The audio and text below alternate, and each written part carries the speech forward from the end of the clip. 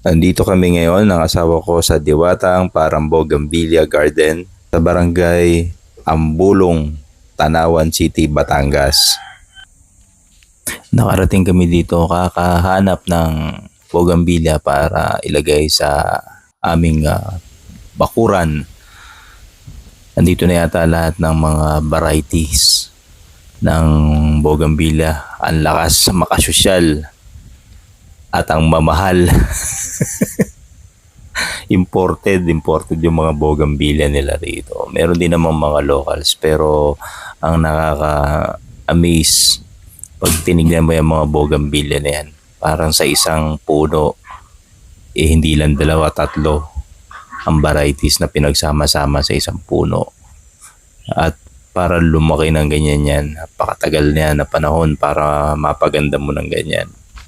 Ayan na nga, parang nasa Japan, yung mga cherry blossoms. Dito nga lang, hindi kasing lamig sa Japan, kasing init ng Cavite. Mas mainit pa ata rito, wala man lang bubong pero kung bibili ka na rin lang, tiisin mo na, magpayong ka na lang. Ayan ganda mga nursery ng mga bougainvillea. Ayan, pagpupunta kayo dito, maganda mga summertime. Tapos may mga discounts pa yan Alam ko, di ba, hanggang 20 pesos yata rito, di ba? May 20 pesos per cutting. Di meron ka ng breed nung magagandang bougainvillea na yan.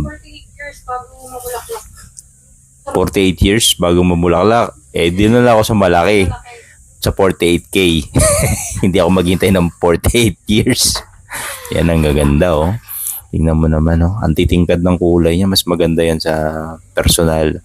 Pag pumunta kayo dito, yun nga, dalaking payong, ang init Pero di ko alam kung ano itsura nito pag umuulan.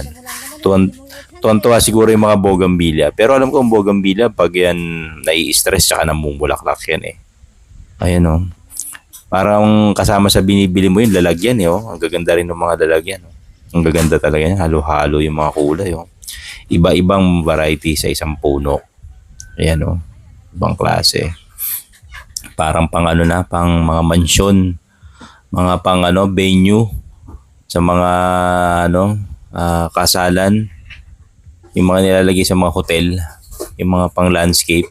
Yan sila kaganda. Ayan picture na. Ayan ikot-ikot na. Ang pogi ni Alfredo Lim